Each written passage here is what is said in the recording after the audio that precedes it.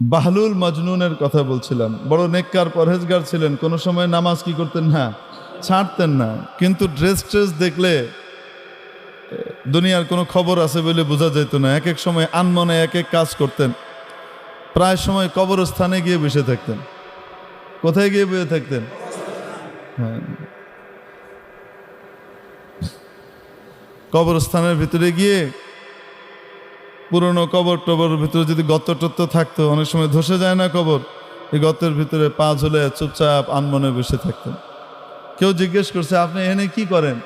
কয়, এমন প্রতিবেশীদের কাছে আসছি যারা কাউকে কষ্ট দেয় না। বাহ!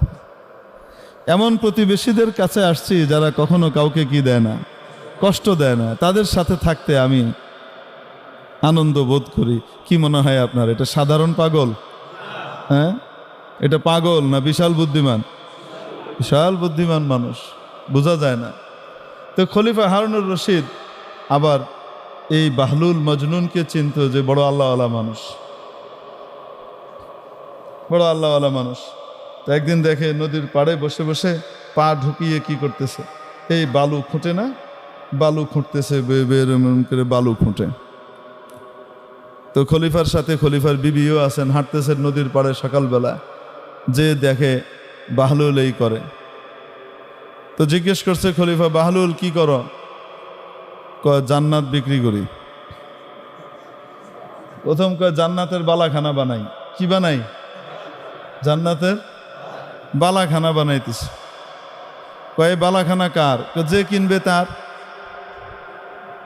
যে কিনবে তা তো বাদশা চিন্তা করতেছে, পাগলের মাথায় এখন ঠিক ঠিকানা নাই, কি কয় না কয়।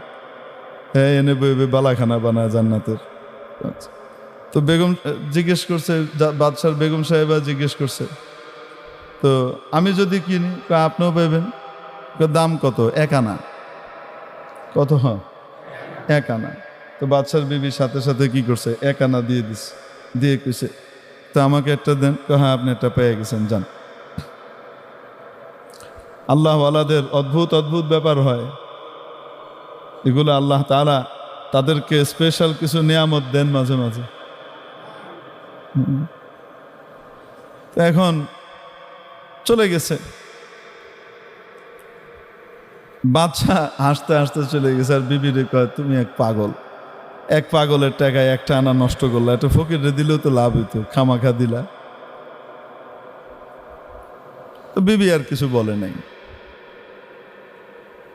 তো রাতের বেলা খলিফা হারুনুর রশিদ স্বপ্নে দেখে কিয়ামত কায়েম হয়ে গেছে, জান্নাতের বিশাল সব আলিশান অট্টালিকা তৈরি হয়ে গেছে, জান্নাতের ভিতরে সে হাঁটতেছে, বাদশা দেখতেছে।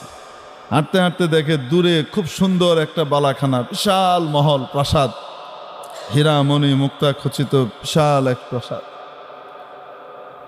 তো উনি কাছে গেছেন, ভিতরে ঢুকবে।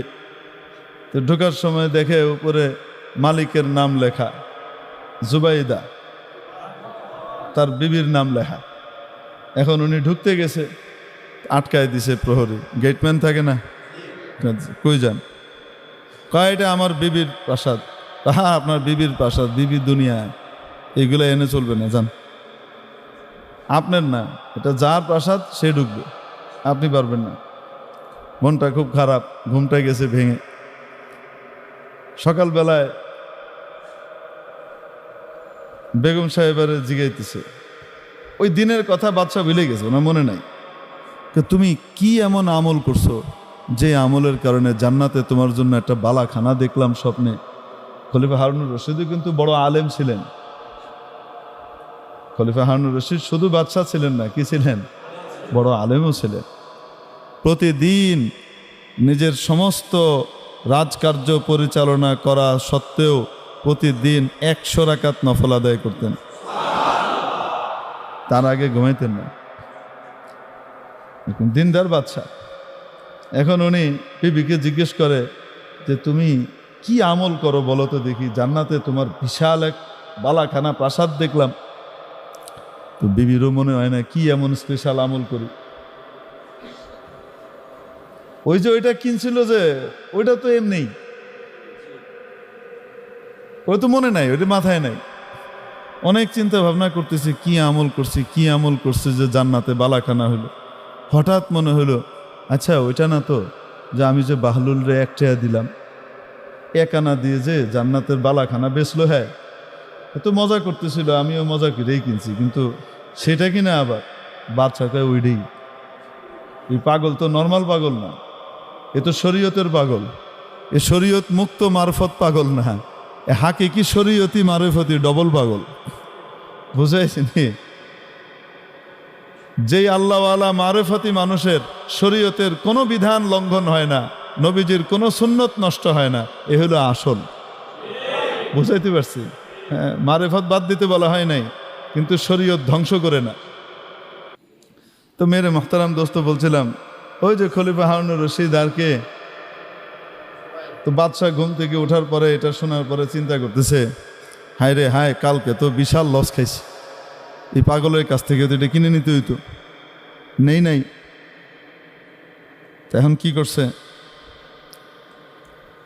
সকালবেলা এর পরের দিন আবার নদীর পাড়ে হাঁটতে বেরিয়েছে, আশা যদি আজকেও পাগলারে পাই। পাগলা কি ডেলি এক জায়গায় থাকবে নাকি? এক এক সময় এক এক জায়গায় তার যেখানে মন চায়। দোয়া করতেছে খুব আল্লাহ কাছে, আল্লাহ যদি পেয়ে যাই। এখন গেছে, যাওয়ার পরে হাঁটতে হাঁটতে হাঁটতে হাঁটতে দেখে ও জায়গা মতো এই বাহলুল মজনুন আছে, ওই যে দেখা যায়। তো এখানে গেছে, গিয়ে কয়, কি করো? জান্নাতের বালাখানা বানাই। কয় কার লেগা? যে কিনবো হের লেগা। আমি যদি কিনি আপনিও পাবেন। দাম কত? বাগদাদের অর্ধেক রাজত্ব। আজকে কি কয়? বাগদাদের অর্ধেক রাজত্ব, এটা দিলে পাইবেন। খলিফা হারুনুর রশিদ কয়, এটা কেমন বেইনসাফির কথা? গতকালকে আমার বউ কিনলো 1 আনা দিয়া, আর আজকে তুমি আমার কাছে বাগদাদের অর্ধেক রাজত্ব দাম হাঁকতেছ, এটা কোনো কথা হলো? তো বাহলুল নিচের দিকে চাই, আঙ্গুল লাড়ে আর কয়, কালকে কিনছিল না দেখা, তুমি আজকে আইসো কিনতে দেখা, এর লেগা দাম।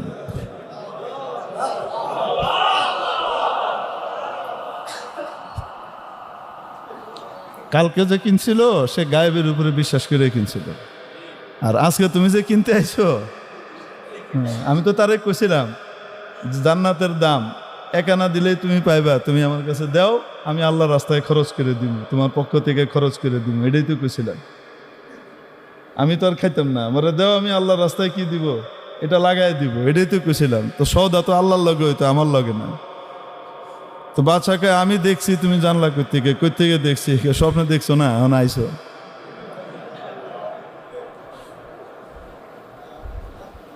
তো বাদশা তো আর কিনে নাই, গেছে গা। আমি আর তরিকায় কোনোভাবে কিনেলো মনে আল্লাহর কাছে, তোমার কাছে আর পাইলাম না আর কি। তো বাহলুল মজনুন, এই মজনুন পাগল টাইপের ছিল। একবার বাদশাহ বালাখানায় বসা, উপরে ছাদে, অনেক দূরে দেখে বাহলুল যায়, তো লোকজনকে ডেকে বলছে, এই ওইটারে আমার কাছে নিয়ে আসো, এই বাহলুলকে নিয়ে। তো তাড়াতাড়ি তারা করছে কি, বাহলুলকে চটপট ধরে এনে দোতলায় উঠাইতে, দোতলা অনেক উঁচা, এই ছোট দোতলা না, আমগো মতো 10 ফিটটা দোতলা না, এই 10 ফুটি 20 ফুটি দোতলা না। দেখেন না ব্রিটিশ আমলের দোতলা কয় তালা? আরে আপনাদের সলিমুল্লাহ মেডিকেল কলেজের 1 তালা কত উঁচা দেখেন না? ঢাকা মেডিকেলের 1 তালা 3 তালা উঁচা, ঠিক কি ঠিক না? এই আমলের দোতলা না। তো ওই আমলে তো দোতলা মানে বিশাল উঁচু, রাজা বাদশার বাড়ি। বলতে চট করে নিয়ে আসো। এখন এরা করছে কি, ওইরা নিয়ে এসা ওখানে দড়ি দিয়ে এক ধরনের কি ছিল, ব্যবস্থা ছিল যে দ্রুত শর্টকাট উপরে উঠা যায়, নামা যায়। নিচে দড়ি বাঁধা, উপরেও কি দড়ি বাঁধা। ওই জায়গার ভিতরে আস্তে করে ইয়ের ভিতরে বসায়া দিছে টান, সাই করে উপরে গেছে গা।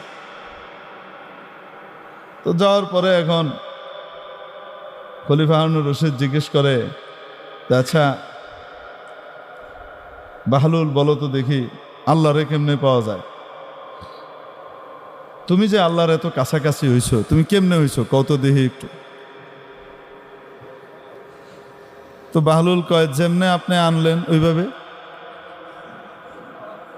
কয় এটা আবার কি? বলে বুঝেন নাই? তো উনি কইতেছে, আমি বাহলুল যদি আপনার সাথে দেখা করতে চাইতাম তাহলে আমাকে কত কাঠখড় পুড়িয়ে আপনার বাড়িতে আসা লাগতো, কত দৌড়ঝাঁপ করে আপনার কাছে আমাকে আসা লাগতো। কিন্তু যেহেতু চাইছেন আপনি, আমার মতো এক নগণ্য মানুষকে আপনি আপনার এখানে আনতে চাইছেন, এজন্য সিঁড়ি দিয়ে আসতে দেরি হবে এতটুকুও বরদাস্ত করা হয় নাই, ফু করে কৃত্রিম লিফট দিয়ে উড়াই লইছে, এত তাড়াতাড়ি এসে পড়ছে। মেরে মোহতারাম দোস্ত, আজিজ ও বুজুর্গ আমার, এই কথা বলার উদ্দেশ্য হলো এই যে আল্লাহ তাবারাকা ওয়া তাআলা যদি নিজে দয়া করে আমাদেরকে তার ঘরে আসার জন্য নির্বাচিত করে না ডাকতেন, আমি আপনি আসতে পারতাম না। অনেক বড় বড় শিক্ষিত, অনেক বড় বড় ডিগ্রিধারী, অনেক বড় বড় টাকাওয়ালা, অনেক বড় বড় যোগ্যতাওয়ালাদের কান পর্যন্ত আপনাদের এই মাহফিলের আওয়াজ গিয়েছে, খবর পৌঁছেছে, কার্ডও গেছে, দাওয়াতও গেছে, আসতে পারে নাই। আপনি আমি চলে আসছি, কে আনছেন? কে আনছেন? মাওলা যে আমাকে আপনাকে দয়া করে ডেকে নিয়ে আসলেন, শুকর আদায় করব কিনা? শুকর শুধু মুখে আদায় করব না কাজে কর্মেও করব? নবীজি সাল্লাল্লাহু আলাইহি ওয়াসাল্লাম আমাদেরকে কোরআনে পাকের মাধ্যমে আল্লাহর বাণী জানিয়ে দিয়েছেন, লা ইন শাকারতুম লাযীদান্নাকুম ওয়া লা ইন কাফারতুম ইন্না আযাবি লাশাদীদ। ও আমার বান্দা বান্দিরা, যদি তোমরা আমার দেওয়া নেয়ামতের মূল্যায়ন করো, শুকর আদায় করো, তাহলে মনে রাখবা অবশ্যই অবশ্যই আমি নেয়ামত বাড়িয়ে দেব। এজন্য এক ব্যক্তি নামাজ আদায়ের পরে আবার দ্বিতীয় ওয়াক্ত নামাজে মসজিদে আসার তৌফিক লাভ করতে পারা, এটা একটা লক্ষণ আর আলামত মাওলায়ে পাক মনে হয় গ্রহণ করেছেন, তাই আবার এনেছেন। আশা করতে পারি কিনা? আমাদের আমল এমন না যে আমল মাওলার দরবারে পেশ করা যায়, কিন্তু উনি রহমানুর রহিম, উনি গফুর ও গফফার, উনি সত্তার, উনি বড় দয়ালু, উনি ওয়াদুদ, উনি শাকুর, উনি মহামূল্যায়নকারী। হালকা ছোট্ট খাট্ট জিনিস, খুঁতযুক্ত জিনিসও গেলেও বান্দার যদি দেখে যে তার ইন্টেনশন ঠিক আছে, তার নিয়ত ঠিক আছে, এবং সে আমার নবীর তরিকাকে ফলো করার চেষ্টা করেছে, এই দুইটা যদি ঠিক পান, তাহলে মাওলায়ে পাক ওটাকে কবুল করে নেন। এটা কার দয়া? একটা নামাজ সারা জীবনের মধ্যে বেছে বের করা বড় কঠিন হয়, যেই নামাজটার শুরু থেকে নিয়ে শেষ পর্যন্ত আল্লাহ ছাড়া আর কোনো কিছু মাথার ভিতরে আসে নাই।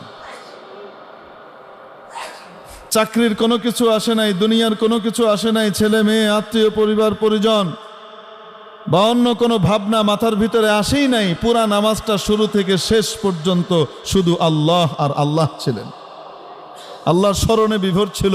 এমন একটা নামাজ বের করা কি খুব সহজ? বলেন না কেন? কিন্তু নামাজ তো আল্লাহ ওই রকম চান, যেমন চান ওরকম তো দিতে পারি নাই। তারপরেও মাওলায়ে পাক কবুল করে নিচ্ছেন। এটা কার দয়া? আল্লাহ যদি ইনসাফ করতেন, সুবিচার করতেন কিয়ামতের দিন, যদি সুবিচার করেন কিয়ামতের দিন, তাহলে ওই সুবিচারের বদলায় আমাদের কারো জান্নাতে যাওয়া সম্ভব না। আল্লাহর সুবিচার দিয়ে কেউ আমাদের পক্ষে জান্নাতে যাওয়া সম্ভব না, সব জাহান্নামে যাওয়া লাগবে। ঈমান আমল সব থাকা সত্ত্বেও শুধু একটা জিনিস যদি ধরেন, তুমি যদি কাউকে ভালোবাসতা, তার সাথে যদি আরেকজন খাতির করে, তুমি সহ্য করতে পারতা না। তোমার নামাজের ভিতরে আমার সাথে আরো কতজনাই ছিল, অমুক দেখতেছে, অমুক খুশি হবে, অমুক ভালো বলবে, কত রকমের কত কিছু আইছিল। যদি আমি ওইটা ধরতাম, আমার গায়রত্ব তোমার চাইতে অনেক বেশি। কয়টা ইবাদত আমারে দিতে পারবা তুমি? সম্ভব? বলেন না কেন? আল্লাহ যদি ইনসাফ করেন, কিয়ামতের দিন সুবিচার করেন, অবিচার তো আল্লাহ কখনো করেনই না, করবেনও না। যদি সুবিচারও করেন তো তাহলেও আমাদের পক্ষে জান্নাতে যাওয়া সম্ভব নয়। তো কি দিয়ে জান্নাতে যাব? ওনার রহম দিয়ে, ওনার করম দিয়ে, ওনার দয়া দিয়ে, ওনার কৃপা দিয়ে, ওনার অনুকম্পা দিয়ে, ওনার ফজল দিয়ে, ওনার ইহসান দিয়ে, ওনার মেহেরবানি দিয়ে, ওনার দয়া দিয়ে যাব। ওনার দয়া পাওয়ার জন্য ওনার আদেশগুলা পালন করি, ওনার রোশানল থেকে বাঁচার জন্য হারাম কাজগুলো থেকে দূরে থাকতে হবে। হারাম কাজ করব না, কারণ উনি রাগ হবেন। নাজায়েজ কাজ করব না, কারণ উনি নাখোশ হবেন। নামাজ পড়বো, রোজা রাখবো, নবীর তরিকায় চলবো, কেন? কারণ উনি খুশি হবেন। ঠিক কি ঠিক না? আমাদের কাজ হলো এটা। ইয়াবা মুরায়ানা ইয়াবাম জুস্তে জুয়ে মিকুনাম হাসেল আয়াদ ইয়ানায়াদ আর জুয়ে মিকুনাম। ইয়াবা মুরায়ানা ইয়াবাম জুস্তে জুয়ে মিকুনাম হাসেল আয়াদ ইয়ানায়াদ আর জুয়ে মিকুনাম।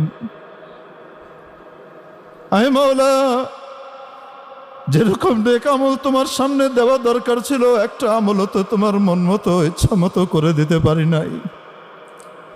তারপরও চেষ্টা করে যাব, চেষ্টা করে যাব, চেষ্টা করে যাব যেন তোমাকে পাইতে পারি, তোমার সন্তুষ্টি যেন পেতে পারি। আমি চেষ্টা করা ছাড়ব না।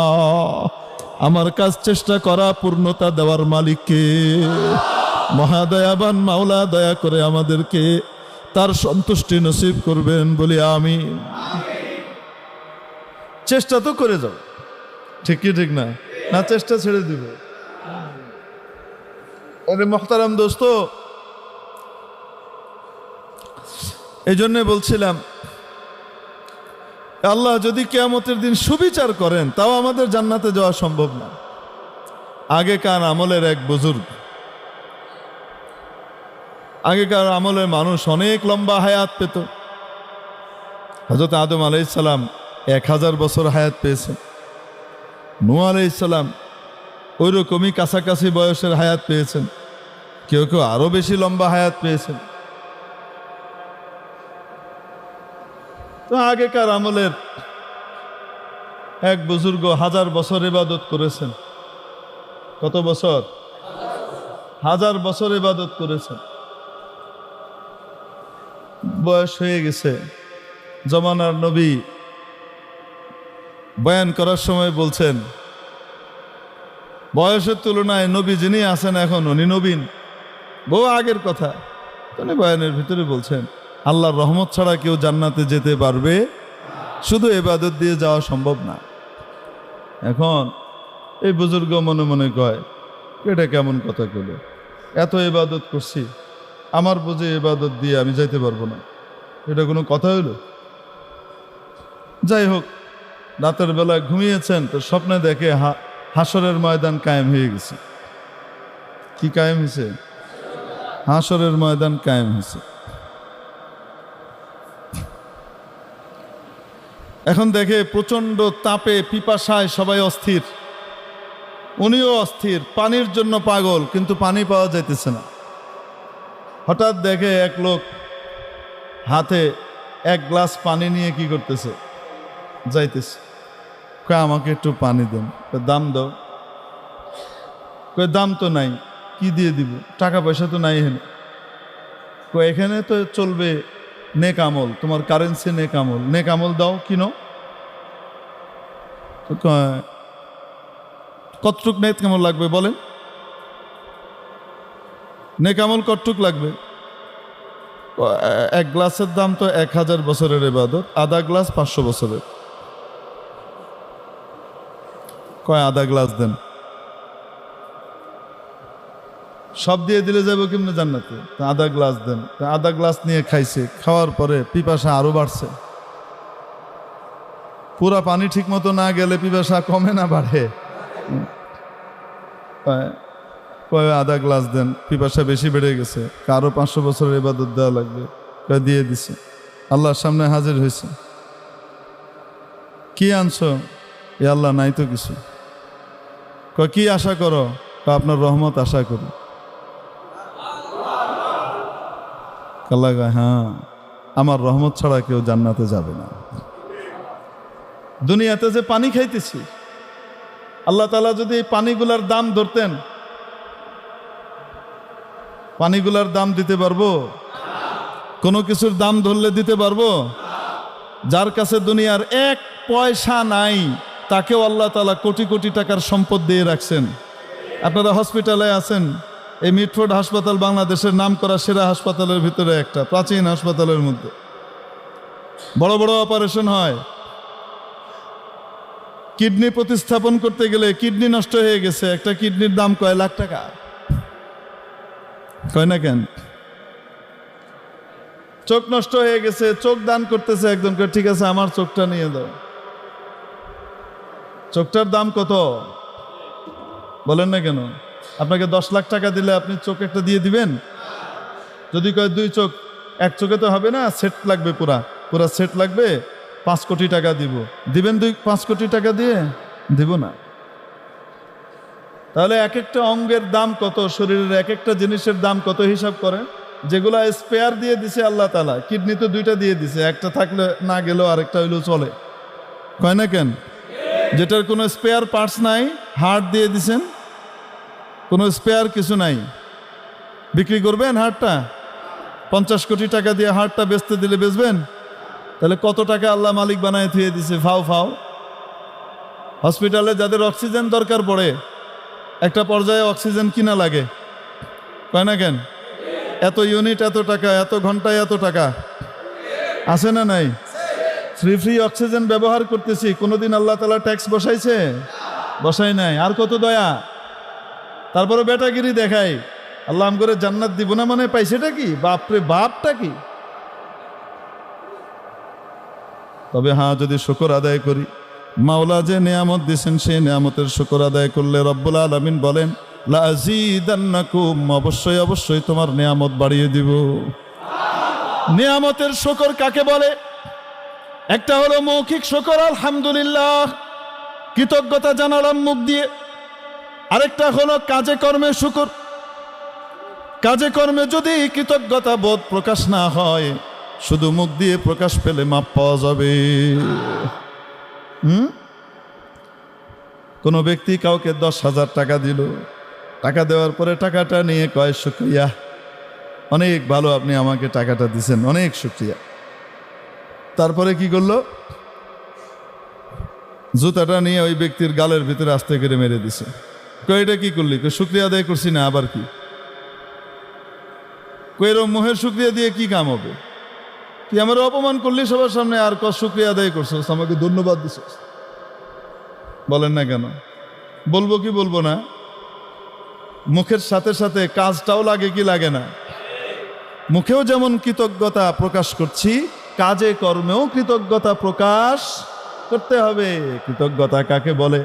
নেয়ামত দাতা যে উদ্দেশ্যে যে জিনিস দান করেছেন, নেয়ামত দিয়েছেন, নেয়ামত দাতার ইচ্ছা অনুযায়ী ওই জিনিসকে ব্যবহার করলে সেটাকে কৃতজ্ঞতা বলে। সেটাকে নেয়ামতের মূল্যায়ন করা এবং শুকর আদায় করা বলে। আপনার কাছে কেউ সাহায্য চাইলো, কি করবে? কয় আমার দোকান করা দরকার, আমার বিরাট সমস্যা চলতেছে, তো আপনি তাকে সাহায্য হিসেবে 3 লাখ টাকা দিয়ে দিলেন, দিয়ে বললেন এই 3 লাখ টাকা দিয়ে তোমার তো একটা স্থায়ী ব্যবস্থা করে ফেলো, যাও এই 3 লাখ টাকা দিয়ে কি করো, একটা দোকান দিয়ে মোটামুটি সেই দোকানটা দিয়ে চলো। আস্তে আস্তে সাহায্য করলো, তাই না? আপনি সাহায্য করলেন 3 লাখ টাকা দিয়ে, উনি 3 লাখ টাকা নিয়ে গেলেন। নিয়ে যাওয়ার পরে আপনি যেভাবে চেয়েছেন সেভাবে সে দোকান দিয়েছে, আপনার পরামর্শ মেনেছে, দোকান টোকান দিয়ে ঠিকমতো ব্যবসা করে এই 3 লাখ টাকা থেকে তার 6 লাখ টাকা আয় হয়ে গেছে। কয়েকদিন পরে সে হঠাৎ আরেকটা বিপদে পড়ছে, আপনার কাছে আসছে, কত দরকার? 10 লাখ টাকা দরকার, এখন ঠেকায় পড়ছি, ঋণ দিলেই হয়। তো 10 লাখ টাকা দিয়ে কইব যা, ঋণ দরকার নেই, তুই এটারে কামে লাগা। যেই উদ্দেশ্যে আপনি টাকাটা দিছিলেন, যেহেতু সে ওই উদ্দেশ্যে ব্যবহার করছে, আবার সে আসলে আপনি আবার দিবেন। বলেন না কেন? তার আবার প্রয়োজন হলে আপনার কাছে আসলে আপনি আবার দিবেন। কিন্তু আপনি দিচ্ছেন 3 লাখ টাকা, 3 লাখ টাকা পায়া খুব শুক্রিয়া, ধন্যবাদ, আপনার মতো মানুষ হয় না, যত ফুল আছে সব কিনে মিনে আপনারা দিয়ে গেল, তারপরে গিয়ে এই টাকা দিয়া গাঞ্জা খাইতেছে ভালো করে, তারপরে এটা করতেছে হেডা করতেছে, অনেক কিছুই করছে, শুধুমাত্র দোকানটা করে নাই। আপনি যে তাকে স্বনির্ভর হওয়ার জন্য ব্যবস্থা করে দিয়েছিলেন সেটা সে করে নাই। আবার যখন আপনার কাছে আসবে 50,000 টাকা চাইলেও দিবেন? কি করবেন? বাইরো, ওই 3 লাখ ফেরত দেয়াকে যা, তোরে লেগে দিছিলাম, কয় না কেন? আল্লাহ রব্বুল আলামিন আমাকে আপনাকে চোখ দিয়েছেন, নাক দিয়েছেন, কান দিয়েছেন, মস্তিষ্ক দিয়েছেন, হাড় দিয়েছেন, শরীরের অঙ্গ প্রত্যঙ্গ দিয়েছেন। কেন? ওনাকে খুশি করে, ওনার খুশির কাজ করে জান্নাতের মেহমান হবার জন্যে। আমাদের বাবা হযরত আদম আলাইহিস সালামের সুপুত্র, সুকন্যা, সুসন্তান হবার জন্যে, বাবার নীতিতে থেকে আল্লাহকে মেনে জান্নাতি হবার জন্যে, বাবার বাড়ির ভাগ পাবার জন্যে। সুপুত্র সুকন্যা বাবার বাড়ির মধ্যে ভাগ পায়, ঠিক কি ঠিক না? ত্যায্য পুত্র বাবার বাড়ির মধ্যে ভাগ পায় না। এই কাজের জন্য আল্লাহ আমাকে আপনাকে পাঠাইলেন এবং বলে দিলেন এক কথায়, সূরাতুদ যারিয়াতের 56 নম্বর আয়াতে মাওলা বললেন, ওয়ামা খালাকতুল জিন্না ওয়াল ইনসা ইল্লা লিয়াবুদুন। আমি জিন এবং ইনসানকে তৈরি করেছি শুধুমাত্র আমার ইবাদত করার জন্যে। কিসের জন্যে?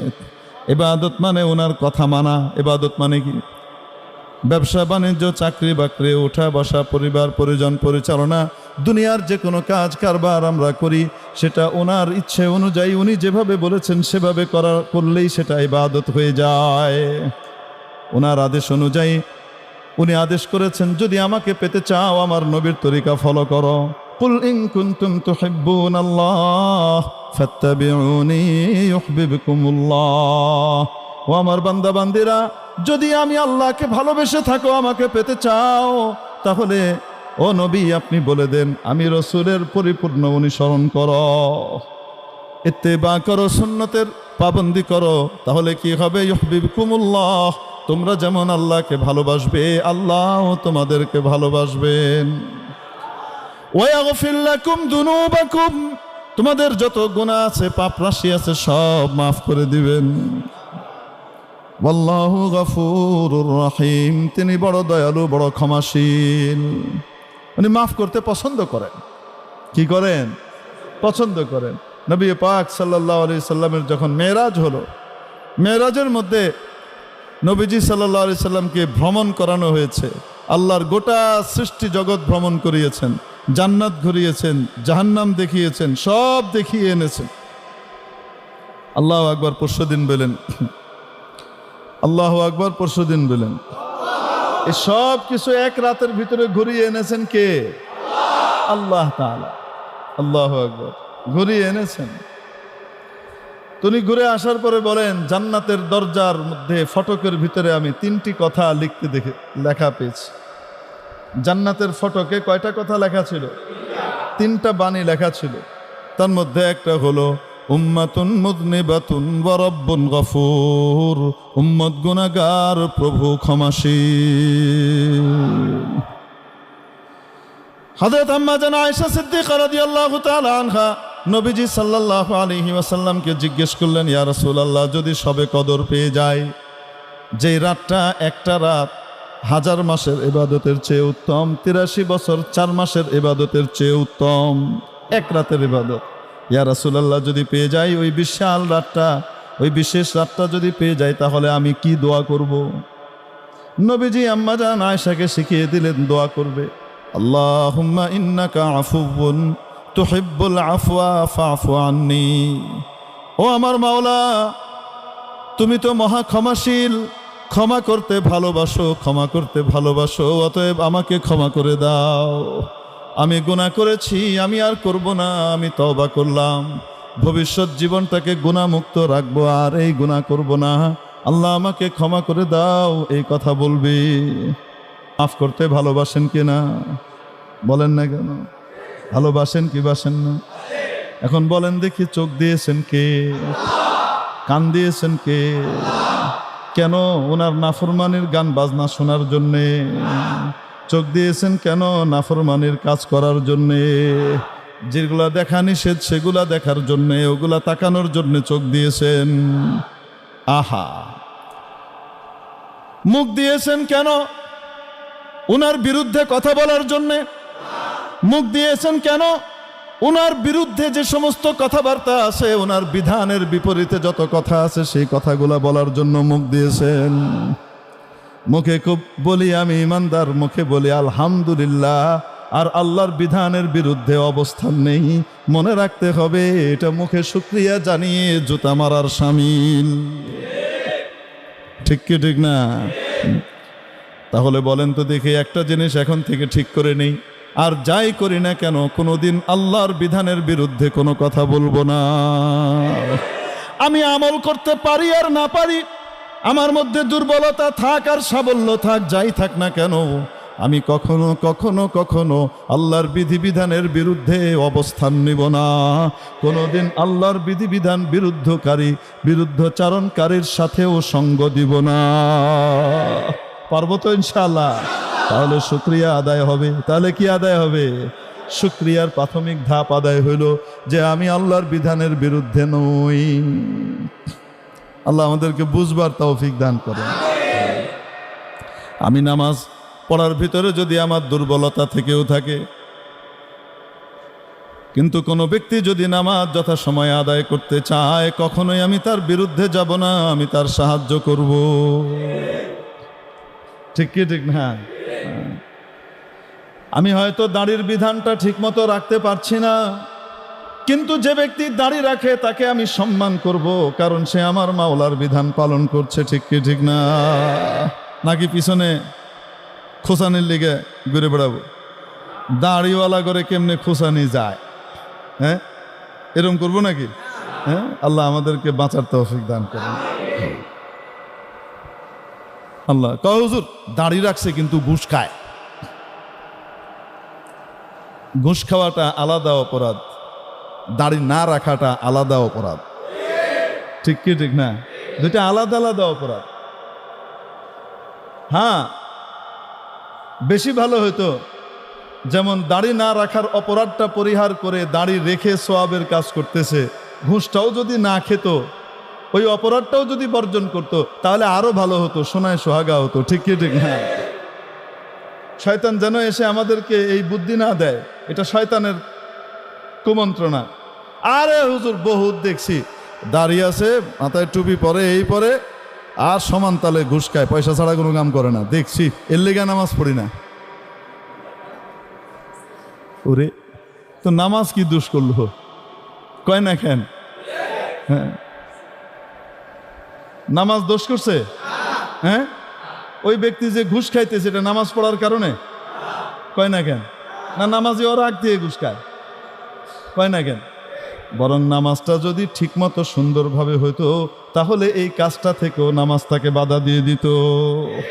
নামাজ দুর্বল, নামাজটা শক্তিশালী হয় নাই, এজন্য এই অপকর্মটা করে বেড়ায়। সূরা আনকাবুতের ৪৫ নম্বর আয়াতে রব্বুল আলামিন বলেন, উতলু মা উহিয়া ইলাইকা মিনাল কিতাবি ওয়া আকিমিস সালাহ ইন্নাস সালাতা তানহা আনিল ফাহশাই ওয়াল মুনকার। ও নবী, নামাজ কায়েম করেন। নিশ্চয় নামাজ মানুষকে অশ্লীল, নির্লজ্জ কাজ, লজ্জাস্কর কাজ এবং অন্যায় কাজ থেকে, অপরাধ থেকে বাধা দেয়। কি দেয়? গুনাহ থেকে বাধা দেয়, নির্লজ্জ কাজ থেকে বাধা দেয়। কে বাধা দেয়? আরে নামাজ বাধা দেয়। কি বাধা দেয়? যদি কেউ নামাজও আদায় করে কিন্তু ওইটাও অন্যায়ও ছাড়তেছে না, তাহলে বুঝতে হবে নামাজ দুর্বল, নামাজ শক্তিশালী হয় না।